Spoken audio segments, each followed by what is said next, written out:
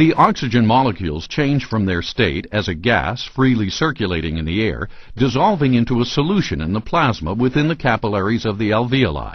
Once in the solution of the blood, 98% of this dissolved oxygen is taken up by passing red cells, leaving just 2% remaining in the physical solution unattached. On the other hand, hemoglobin that is not saturated with oxygen is purplish-blue in color and is called deoxyhemoglobin.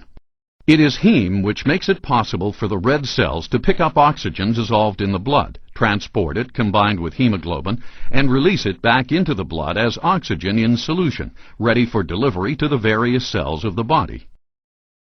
Hemoglobin gives up its oxygen as red cells travel through capillaries in tissues where there is a low content or partial pressure of oxygen. The partial pressure of oxygen represents the level of dissolved oxygen in plasma.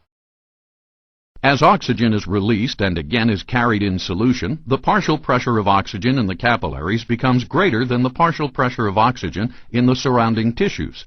This causes oxygen to move out of the capillaries into the tissues and to finally reach the cells.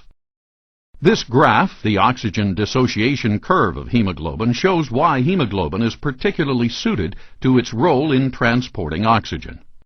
The oxygen dissociation curve demonstrates the relationship between the oxygen carried in combination with hemoglobin, the O2 saturation, and the partial pressure of oxygen in the arterial blood.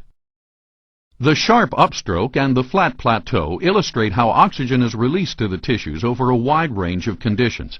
Its shape means that although the partial pressure of oxygen in the blood returning from the lungs and being pumped out by the arteries may be reduced to only 50% of the normal value, say due to lung disease or high altitude, hemoglobin will still be 85% saturated with oxygen.